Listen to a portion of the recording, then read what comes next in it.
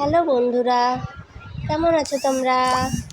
দেখো, আমি আজকে তোমাদেরকে হারিয়ে যাওয়া ঐতিহ্য একটি শাক দেখাবো। দেখো, এটা কি তোমরা চিনো? এটা হচ্ছে পেপুল শাক। এটা আমাদের বগুড়া অঞ্চলে খুব একটা বিখ্যাত একটা শাক।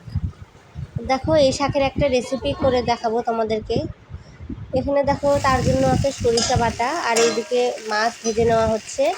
এই শাকটাকে সরিষা বাটা আর মাছ দিয়ে রান্না করা হবে। এখানে দেখো, মরিচ ফোড়ন দেওয়া হয়েছে, আর দেওয়া হলো পাঁচফোড়ন। দেওয়ার পর দেখো, একটু ভেজে নেওয়ার পর শাকগুলোকে দিয়ে দেওয়া হলো। আর এটা কিন্তু আমার কাকির হাতের স্পেশালি রান্না। দেখো, তারপর লবণ দেওয়া হলো মরিচের গুঁড়া, আর দেওয়া হলো হলুদ। দেওয়ার পর দেখো, এখন সরিষাগুলোকে দিয়ে দেওয়া হলো। সব এখন একসাথে ভালোভাবে নাড়াচাড়া করতে হবে। এটা কিন্তু রান্না করতে বেশি সময় লাগে না, কিন্তু অনেক মজাদার। দেখো, এখানে মাছগুলোও দিয়ে দিল। আর মাছ দেওয়ার পর এখানে ভালোভাবে নাড়াচাড়া করতে হবে।